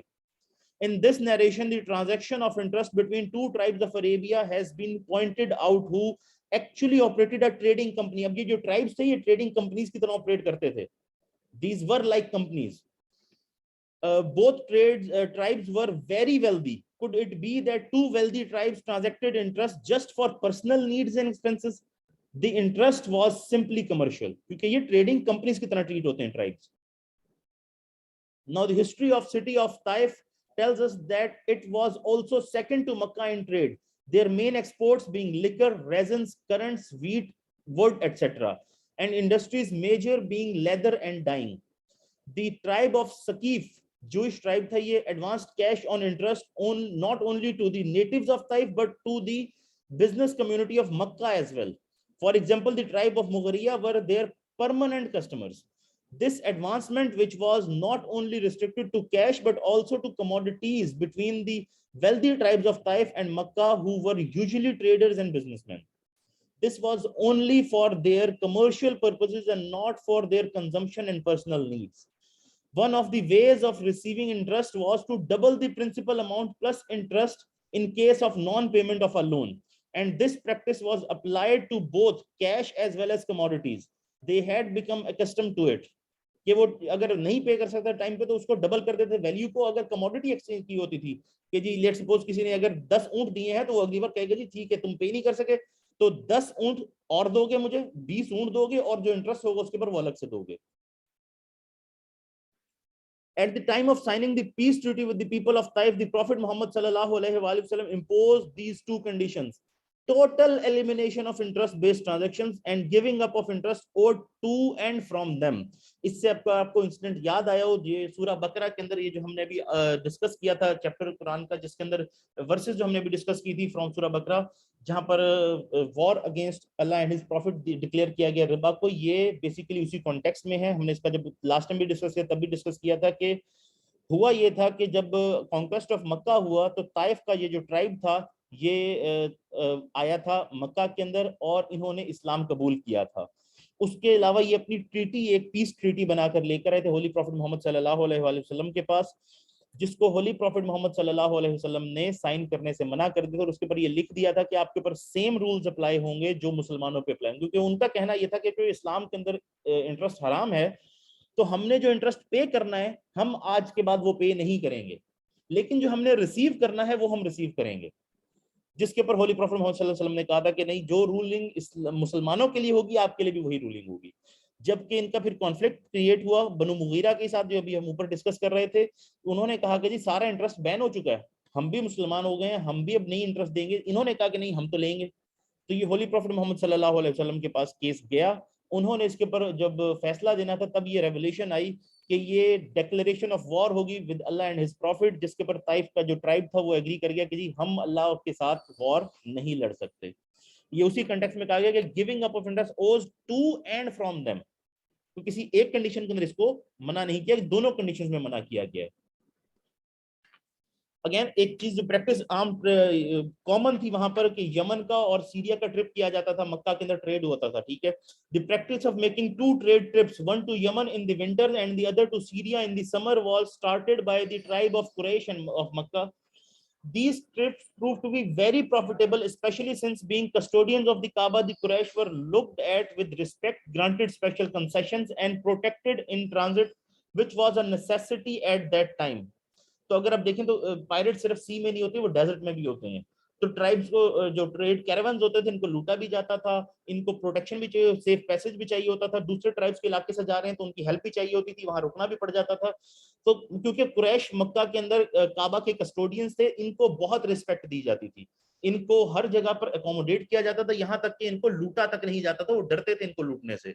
ये इस वजह से trade में बहुत successful हो गए थे और इनको स्पेशल कंसेशंस मिल जाते थे। This way, business and trade became their only means of livelihood. Investment became the order of the day in which women also took part, and its circulation flourished and multiplied. With this background in mind, one can easily visualize that the city of Makkah more or less became the clearinghouse or the banking city, and accustomed to their related amenities, जिसके अंदर interest भी आ जाता है. It was only natural that interest riba was one of them, since they advanced cash for commercial purposes and charged compound interest increase in case of default by the traders, and this earning of interest was their trade. They argued with the Quran when the Quran rendered interest haram illegal, that the transaction of interest based loans is a type of trade in which the return on capital can be earned as in the case of rent received from an asset. They could not differentiate between excess in the shape of profit during trade and excess in the shape of interest at the time of repayment of a loan. Therefore, in pre-Islamic days, we see that Sayyidina Abbas ibn Abdul Muttalib anhu and Sayyidina Khalid ibn Walid anhu formed a company with joint capital whose prime business was cash advancement on interest. Similarly, Sayyidina Usman anhu, who was one of the wealthy businessmen who lent money on interest. There were many other traders dealing full time in interest and extending a network of interest based transactions. The way Sayyidina Zubair ibn Awam anhu, who was famous for his trustworthiness, operated was quite similar to that of the modern banking system. People used to deposit with him their capital as amana, trust या security के तौर पे. However, Sayyidina Zubair anhu used to make it clear to the depositors that he would accept the deposits as a loan and not as a security. Again, उनका जो इसके against perspective था कि अगर अमानत डिस्ट्रॉय हो जाएगी तो वो लोगों को वापस देने के लिए लायबल नहीं है, जबकि लोन डिस्ट्रॉय भी हो जाए, चोरी हो जाए, डिस्ट्रॉय हो जाए, कुछ भी हो जाए, वो वापस देना जरूरी होता है। और उनको ये डर था कि मेरी reputation as an honest and trustworthy person खराब हो जाएगी अगर मैं अमानत लेता हूँ लोगों से और कल को डिस्ट्रॉय हो जाए, चोरी हो जाए, आग लग जाए, कहीं डिस्ट्रॉय हो जाए तो मैं उनको वापस नहीं दे सकता, तो लोग कहेंगे नहीं ये तो धोखा देता है। तो इसलिए उन्होंने कहा कि जी आप मुझे लोन के तौर पर दें पैसे, ताकि लोन मुझे पता होगा कि मैंने आपको वापस देना है, वो कुछ भी हो जाए, डिस्ट्रॉय हो जाए, मुझे वापस देना पड़ेगा। दूसरा जो इसका रीजन ये था कि वो लोन जो पैसे लेते थे वो उनको यूज नहीं कर सकते थे अमानत के पैसों को, बिकॉज वही नोट वही चीज वो आपको वापस देनी होती है अमानत के तौर के पर जब आप रखते हैं। तो क्योंकि वो उसको यूज नहीं कर सकते तो उन्होंने कहा जी आप मुझे अमानत अंदर मुझे लोन दें, क्योंकि अब वो उस पैसे को यूज करते थे, खुद आगे एडवांस करते थे लोन और फिर उससे वापस वो जो मांगने आते थे लोग उनको वापस दे देते थे, तो वो लोन की तरह उसको फिर यूज कर सकते हैं। इसी तरह उनका सबका उनके ऊपर कॉन्फिडेंस भी बरकरार रहा।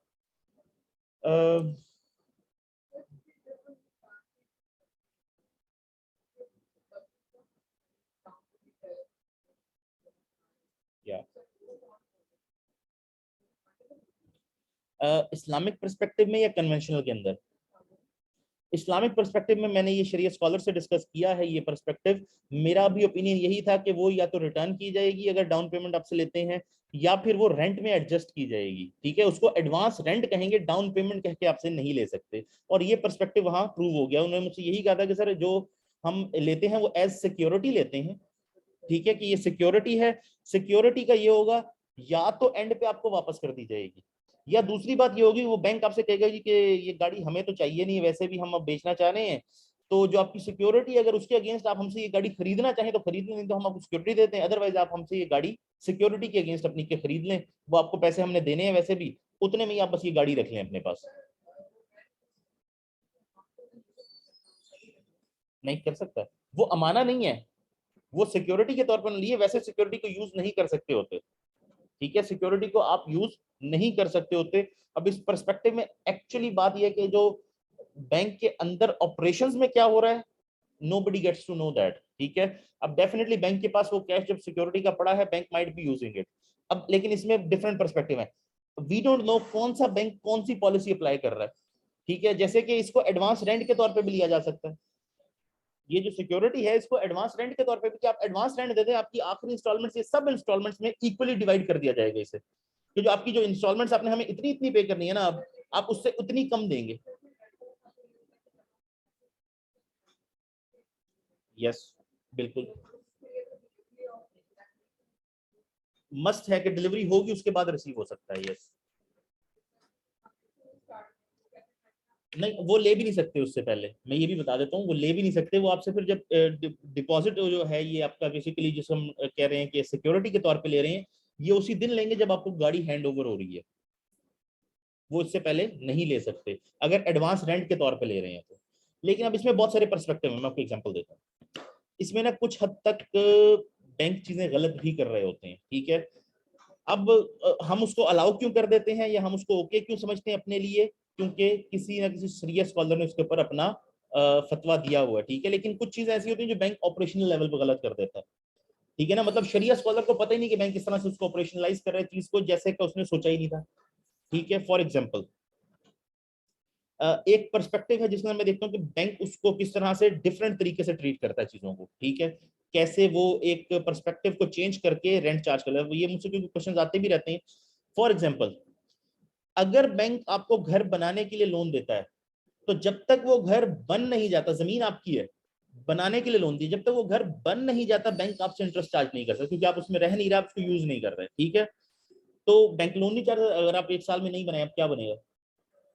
एक साल की डील हुई थी कि एक साल में बनाएंगे, उसके बाद रेंट चार्ज होना शुरू होगा, आपने नहीं बनाया, ये नहीं बन सका, कुछ भी हो गया, बैंक उसमें फंस जाता है। ठीक है, तो उसके अंदर बैंक से तरीके निकाले गए डिफरेंट। ठीक है, और फिर एक साल तक उसको इंटरेस्ट नहीं मिल रहा, उसको सॉरी रेंट नहीं मिल रहा। ठीक है, इस केस में बैंक क्या करता है, वो आपसे पूछता है आपको कंस्ट्रक्शन के लिए कितने पैसे चाहिए, क्योंकि आमतौर पर जमीन महंगी आती है, कंस्ट्रक्शन पे बहुत ज्यादा खर्चा उस हिसाब से नहीं हो रहा होता। तो आप बता दीजिए मुझे 20 लाख चाहिए, वो पूछते हैं आपकी जमीन कितने की, आपने बताया जी मेरी जमीन 1 करोड़ की है, या मेरी जमीन 50 लाख की है। ठीक है, आपने कहा जी 30 लाख मुझे इसके ऊपर कंस्ट्रक्शन के लिए चाहिए, या 20 लाख चाहिए कंस्ट्रक्शन के लिए, 50 लाख की मेरी जमीन है। ठीक है, बैंक ने कहा जी आप हमें 20 लाख रुपए की जमीन बेच दें, और ये 20 लाख रुपए ले लें, इससे आप अपनी कंस्ट्रक्शन कर दें।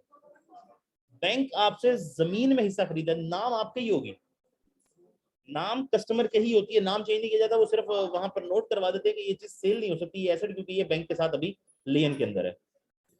ठीक है, कस्टमर के नाम पे होती है प्रॉपर्टी सारी। अब बैंक आपके साथ उसके अंदर जॉइंट ओनर बन गया है। ठीक है, अब बैंक ने जमीन में हिस्सा ले लिया आपके साथ, और आपको कंस्ट्रक्शन के लिए पैसे दे दिए कि आप ये पैसे ले लें, जमीन मुझे भेज दें, उससे आपने अपना घर बना लिया। अब बैंक आपसे फर्स्ट डे से रेंट चार्ज कर सकता है। आम तौर पे ये बैंक इस तरह से फर्स्ट डे से रेंट चार्ज करते हैं कंस्ट्रक्शन के दौरान, क्योंकि वो जमीन में हिस्सेदार है, कंस्ट्रक्शन में हिस्सेदार नहीं है। तो जमीन के ऊपर मालिक जो मर्जी करे, अगर आपने रेंट पे जमीन दी है, अब मैं उसके ऊपर फसल उगाऊं, मैं उसके ऊपर जानवर रख लूं, मैं उसको ऐसे पड़ा रहने दूं, मैं कुछ भी ना करूं, इट्स अप टू मी। तो बैंक इस कॉन्टेक्स्ट में उसको लेकर पहले दिन से रेंट चार्ज करना शुरू कर देता था। Get the idea? सिक्योरिटी को यूज नहीं किया जा सकता अनलेस उसकी मेंटेनेंस है। जैसे कि सिक्योरिटी के तौर पे किसी ने आपके पास अपनी बकरी रखवा दी, अब उसका प्रॉब्लम है उसको खाना खिलाना है ना, अपने बकरी को, गाय को खाना खिलाना है, उसको चारा खिलाना, उसका खर्चा हो रहा है, तो अब उसका दूध बेचकर उसका खर्चा पूरा किया जा सकता है। लेकिन अगर गोल्ड है तो उसको आप यूज नहीं कर सकते सिक्योरिटी को। ये बड़ा क्लियर पर्सपेक्टिव है। This clearly shows that the borrowing in those days was not only for consumption purposes but for commercial purposes as well. Sayyidina Zubair Rizal anhu left a will with his son Sayyidina Abdullah bin Ibn Zubair Rizal anhu before his death. He died to sell his property to repay the loan if required. The total amount calculated after his death for repayment by his son was 22 lakhs. It is obvious that a rich Sahabi such as Sayyidina Zubair anhu did not owe this loan of 22 lakhs out of any need. Rather, it was an investment of securities that was circulating in trade. Another clear argument, Sayyidina Abu Huraira anhu narrated that the Prophet Muhammad sallallahu alaihi wasallam said, he who does not abandon mukabara will be caught in a war against Allah and his prophet Muhammad sallallahu alaihi wasallam.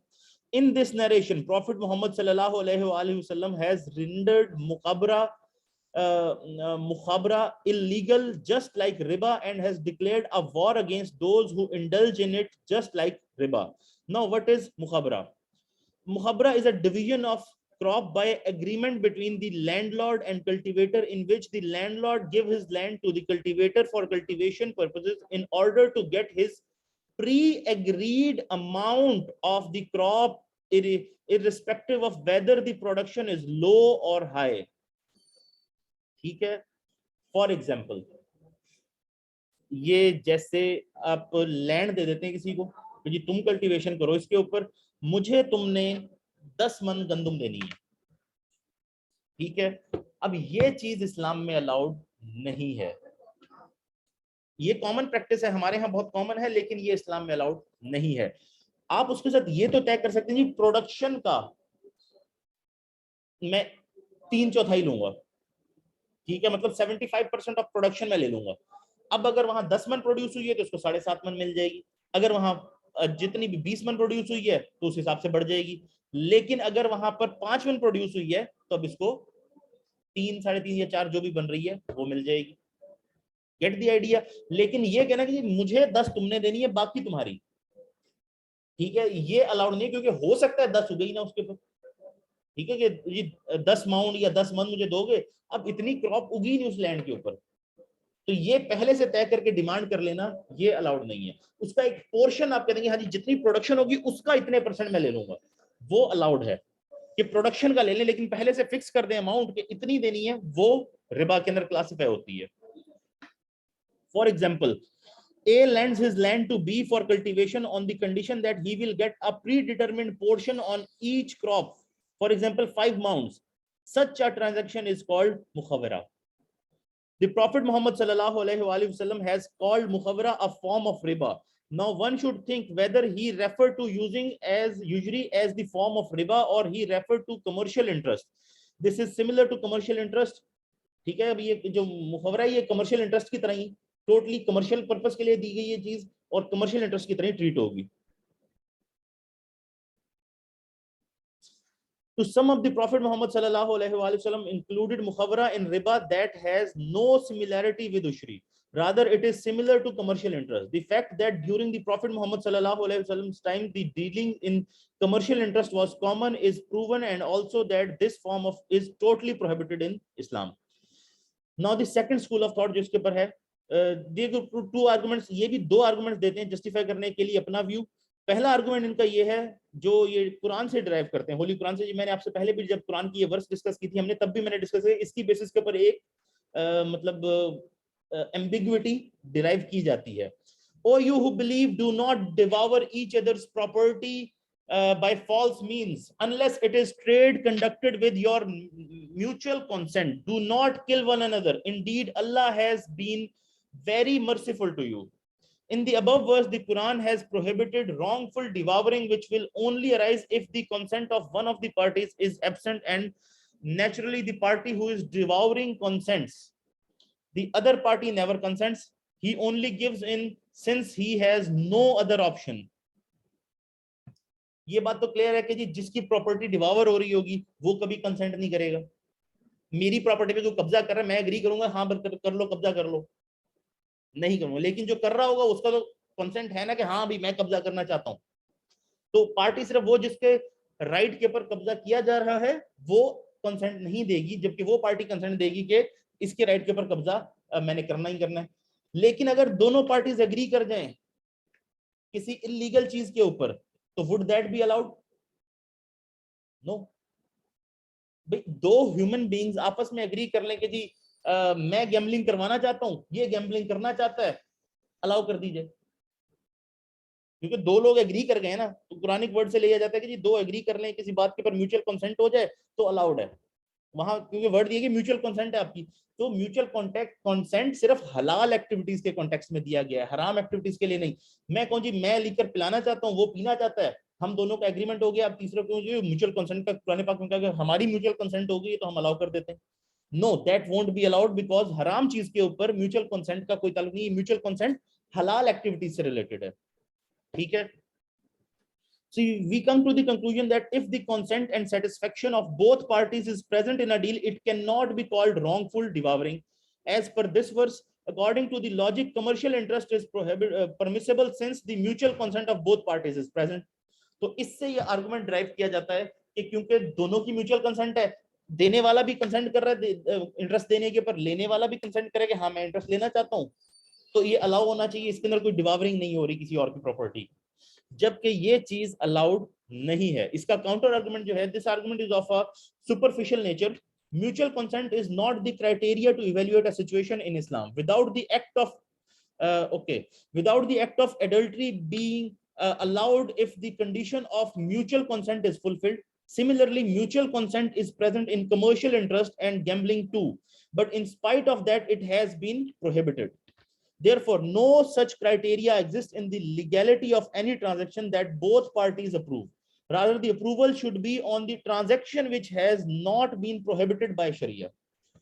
Therefore, the transaction should not be judged through the mutual consent of the parties. The criteria should rather be the underlying nature of the transaction. Since lending of money with the stipulation of an excess amount in return is explicitly prohibited, therefore, mere mutual consent of the parties will not affect the intrinsic impermissible nature of that transaction. और एक जो last argument इसके बारे में आता है वो है सिंपल और कंपाउंड इंटरेस्ट का, ठीक है। वो इंटरेस्ट ये कि जी सिंपल इंटरेस्ट जिसे हम कहते हैं सूदे मुफरद, और कंपाउंड इंटरेस्ट सूदे मुरक्कब। ये दोनों चीजें क्या हैं? बेसिकली होता ही है कि अगर आपने किसी ने किसी को लोन दिया हुआ और उसके ऊपर वो इंटरेस्ट 10% चार्ज करता है, तो ये बैंकिंग में भी होता है। आपके अकाउंट के अंदर सपोज जैसे कि जी 1 साल के बाद आपके अकाउंट में 1 लाख था, उसके ऊपर 10% इंटरेस्ट आना था, तो आपको अकाउंट में मिला 1,10,000। अगले साल जो इंटरेस्ट मिलेगा वो 1,10,000 पे मिलेगा। दिस इज कॉल्ड कंपाउंडिंग, जो एडिशनल अमाउंट है उसके ऊपर भी मिल रहा है। एक होता है कि आपने एक अमाउंट फिक्स डिपॉजिट कर दी है, आपके पास 1 लाख था, आपने वो फिक्स डिपॉजिट कर दिया, इसके ऊपर अब आपको 1 साल बाद 10,000 मिल गया, ये आपने यूज कर लिया, सेपरेट अकाउंट में किया। उसी 1 लाख पे अगले साल फिर से 10% मिलेगा जो कि 10,000 ही होगा। तो ये कंपाउंडिंग नहीं हो रही, ये सिंपल इंटरेस्ट है, ठीक है। जबकि दूसरे केस के अंदर आपको अगले साल था 1,10,000 बैलेंस अकाउंट में, तो इसके ऊपर जब आपको मिला 10% तो आपको 11,000 मिला, अब 1,21,000 हो गया। अगले साल 1,21,000 के ऊपर इंटरेस्ट मिलेगा। इसे हम कहते हैं कंपाउंडिंग, कि जो एडिशनल इंटरेस्ट की अमाउंट है उसके ऊपर भी इंटरेस्ट। अब ये तो रिसीविंग के कॉन्टेक्स्ट में, यही सेम पेइंग के कॉन्टेक्स्ट में भी होता है कि अगर आपके पास इंटरेस्ट अक्रू हो गया था और आप नहीं पे कर सके, तो अब आपका जो लोन होगा वो अब आप जो इंटरेस्ट चार्ज किया जाएगा वो उस इंटरेस्ट के ऊपर भी चार्ज किया जाएगा। फॉर एग्जांपल आपने 1 लाख का लोन लिया था, 10,000 इंटरेस्ट देना था, तो अगर आप नहीं पे कर सके तो अगला जो इंटरेस्ट चार्ज होगा वो 1,10,000 के ऊपर चार्ज होगा, 1 लाख के ऊपर चार्ज नहीं होगा। इसे हम कहते हैं कंपाउंड इंटरेस्ट, ठीक है। अगर उसी 1 लाख पे चार्ज हो रहा हो तो वो सिंपल इंटरेस्ट हो जाएगा, ठीक है। यस, जितना भी आपका अमाउंट बढ़ जाएगी उसके ऊपर आपको वो चार्ज करेंगे, जो इंटरेस्ट होगा उसके ऊपर भी इंटरेस्ट चार्ज कर रहे होंगे। यस प्लीज, यस प्लीज, जी जी नो प्रॉब्लम, ठीक है। ओके, क्या किस चीज की? ठीक है, ठीक है। अब आपका इशू क्या है? You have no idea why? आपने डेट शीट देखी है, उसमें है? डेट शीट में है ही नहीं, सिर्फ आप 2 स्टूडेंट्स हैं, ठीक है, ओके, ठीक है। तो वो इसलिए नहीं आ रहा क्योंकि 3 स्टूडेंट्स के साथ वो क्लास नहीं बनाएंगे, ठीक है ना, क्योंकि सिर्फ 3 स्टूडेंट्स के लिए क्लास नहीं बनाएंगे, क्योंकि उनको कोर्सेज ऑफर करने पड़ेंगे। तो आपको उनसे डिस्कस करना होगा, फाइनेंस डिपार्टमेंट से भी, शकील साहब से भी और सर से भी, कि इसका कोई सोल्यूशन कर दें। जैसे कि हमने जो सोल्यूशन किया है इस्लामिक बैंकिंग डिपार्टमेंट ने, मेरे पास भी स्टूडेंट्स थे, 2 स्टूडेंट्स थे वीकेंड के जिन्होंने पढ़ना था, तो हमने उनको वो कोर्सेज जो हम ऑफर कर रहे थे उन्हीं कोर्सेज के अंदर अकोमोडेट कर लिया था। ठीक है। तो जैसे कि जो हम ऑफर करें, जैसे कि मैं ये कोर्स पढ़ा रहा हूं, तो मैंने उनसे कहा था कि इसी कोर्स को ज्वाइन कर लें, आपका यही कोर्स काउंट हो जाएगा उसमें, क्योंकि दो थे उनके लिए सेपरेट क्लास नहीं बन सकती थी। ऐसे हम लास्ट वीक में आए हैं, लास्ट वीक में नहीं मिले, उनको कांटेक्ट नंबर भी मिला है लेकिन वो रास्ता नहीं मतलब आने का भी फायदा नहीं है कि आके आके मतलब मिलती है टीचर या डिस्कशन होती है। अब वीकेंड के पर आ रहे होंगे आप एक्चुअली, वो एक्चुअली वीकेंड पे इन सब का मिलना बहुत मुश्किल है। वीकेंड पे यूजुअली आपको सुहेल साहब यहाँ मिल जाते होते हैं, वो यहाँ अक्सर ही होते हैं वीकेंड पे, क्योंकि उनका प्रोग्राम है वो होते हैं। बाकी सब जरा, क्योंकि उनका वीकेंड पे लेक्चर नहीं है तो वो नहीं मिलेंगे फिर आपको, वो वीकडेज में मिलेंगे बाकी सब जो है। फाइनेंस ही पढ़नी है, या तो जो स्पेशलाइजेशंस बनी हुई है, लेट्स सपोज मार्केटिंग बन गई है, या मैनेजमेंट बन गई है, सप्लाई चेन मैनेजमेंट बन गई है, जो जो बन गई है क्लासेस, उनमें से कोई अडॉप्ट कर लें। आप ऑलरेडी पढ़ चुके हैं थर्ड फाइनेंस के अंदर, आपका कोर्स रहते हैं फाइनेंस के, आपका कहीं थीसिस तो नहीं है कि थीसिस की जगह आप ले रहे हो कोर्सेज? कोर्स वर्क ऑप्ट किया है, ये मेरे पास भी इशू आया है, इस्लामिक बैंकिंग का भी ये इशू आया था। उसका हमने तो सोल्यूशन यही किया था कि जिन्होंने कोर्स वर्क अडॉप्ट किया ना, हम जो कोर्स पढ़ा रहे थे और उन स्टूडेंट्स ने वो पहले नहीं पढ़ा हुआ था कोर्स, हमने वही कोर्स उनको ऑफर कर दिए। आपको डॉक्टर आमना से बात करनी होगी इस मामले पे। डॉक्टर आमना का कॉन्टेक्ट है आपके पास? डॉक्टर आमना का नंबर मुझसे ले लें, डॉक्टर आमना से डायरेक्टली कांटेक्ट करें, क्योंकि वो हेड है इस डिपार्टमेंट की। आई थिंक हो जाएगा उनसे, कोई इतना बड़ा इशू होना नहीं चाहिए। She would help you out. पिछले 2 हफ्तों से हम डिस्टर्ब हैं 0300681223 डॉक्टर आमना नूर। सामने में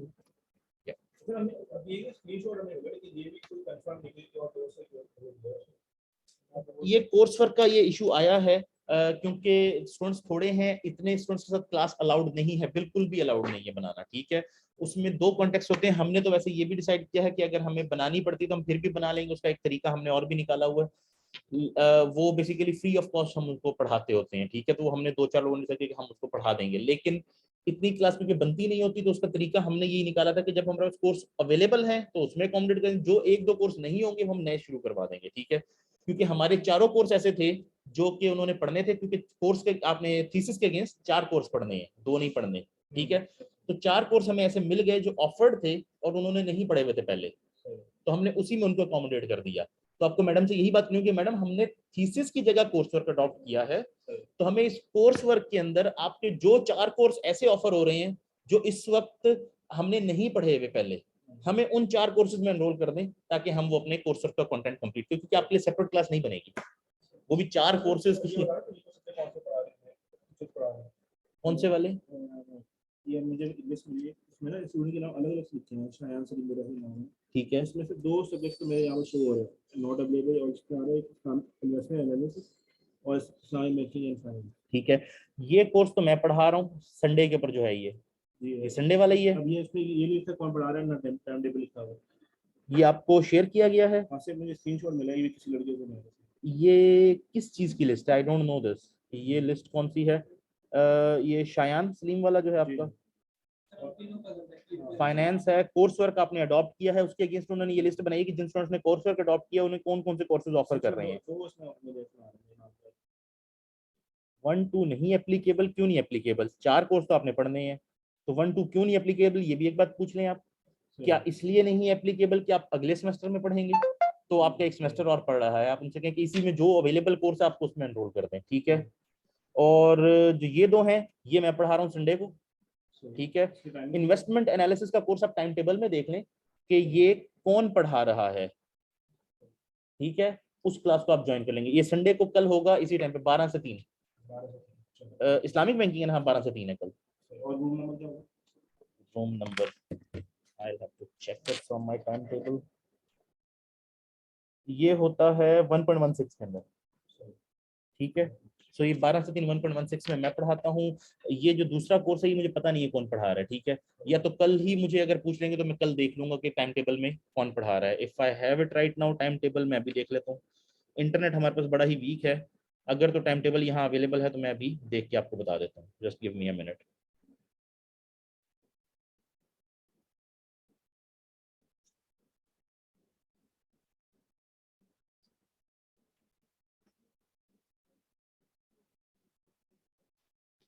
Okay, where were we?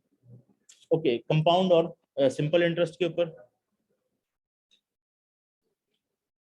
तो प्री इस्लामिक एरा के अंदर ये दोनों टाइप के इंटरेस्ट, प्रिंसिपल और इंटरेस्ट जो था, charge on him, then the lender used to extend the loan to the condition that the interest will also become part of the loan. Pre Islamic area के अंदर, era के अंदर भी यही होता था कि अगर वो लोन नहीं पे कर सकता तो वो कहता था जो इसके ऊपर इंटरेस्ट अक्रू हो गया उसके ऊपर भी इंटरेस्ट देना होगा तुमने, जिसको होली कुरान के अंदर भी जिक्र किया गया. ठीक है, फॉर एग्जांपल होली कुरान के अंदर आता है, Oh, you believe, do not eat up the amounts acquired through riba, interest, doubled and multiplied. Fear Allah so that you may be successful. तो यहाँ पर डबल्ड एंड ट्रिपल से मल्टीप्लाइड से ये क्लियर इंडिकेशन हो जाती है कि ये कंपाउंड इंटरेस्ट की बात हो रही है. To eradicate this abnormal practice of the period of ignorance, this verse was revealed by mentioning the practice of taking interest in a doubled and multiplied manner. It was condemned and declared unlawful in a view of its adverse impact on the community and the selfishness that it bred. It does not mean that if there is interest without it being doubled and multiplied, if there is simple interest in today's jargon, then it is lawful. In Surah Al-Baqarah, the Surah An-Nisa, the woman, the prohibition of interest in its entirety and in absolute terms is clearly mentioned, no matter whether interest is doubled or multiplied or not. Since the aforementioned verse prohibits compound interest only, some people misinterpreted it as even today that compound interest alone is forbidden in Islam, not simple interest. They fail to see that there is absolute prohibition of simple interest in a number of other Quranic verses. The reason that the above verse specifically uses the word doubled and multiplied interest is to highlight the shameful aspect of compound interest and not to limit the scope of riba only to compound interest. This is similar to Allah's command, do not bargain on my orders for paltry gains in this world. जो हमने पहले discuss किया था कि छोटे छोटे दुनिया के गेन्स के लिए मेरे ऑर्डर्स के ऊपर बार्गेन ना करो. The reason for mentioning paltry gains in that is that even if all conceivable material goods and luxuries of this world are obtained in exchange for ignoring Allah's commands, even then this is a paltry gain. It does not obviously mean that it is prohibited to obtain paltry gains, but permissible to obtain a hefty price. Similarly, in ayat under consideration, the mention of doubling and redoubling is to condemn the shameful practice rather than to limit its permissibility. Lastly, revelations on simple and compound interest versus on absolute prohibition of simple and compound interest. O you who believe, fear Allah and give up what still remains of riba if you are believers. Ye Surah Baqarah se aa raha hai. But if you do not give it up, then listen to the declaration of war from Allah and His Messenger. However, if you repent, yours is your principle, neither wrong nor be wrong. So principle वापस लिया जा सकता है, लेकिन उसके ऊपर interest charge नहीं किया जा सकता. It is very cruel. ठीक है. And the following hadith also proves that both simple and compound interest are forbidden. Listen, all riba liable to you in the pre-Islamic days has been completely eliminated. You have to pay back the principal amount only. Neither hurt someone nor get hurt by someone. And the first riba to be completely eliminated is of Abbas ibn Muttalib radhiyallahu ta'ala anhu. ये holy prophet Mohammad सल्लल्लाहु अलैहि वसल्लम के final हजतुल विदा के सरमन में से था कि उन्होंने कहा था कि जी सबसे पहला रिबा जो है वो मैं अपने अंकल के जो रिबा है उसको माफ करता हूं. अपनी फैमिली से उन्होंने स्टार्ट किया था और तमाम रिबा को उन्होंने खत्म कर दिया था.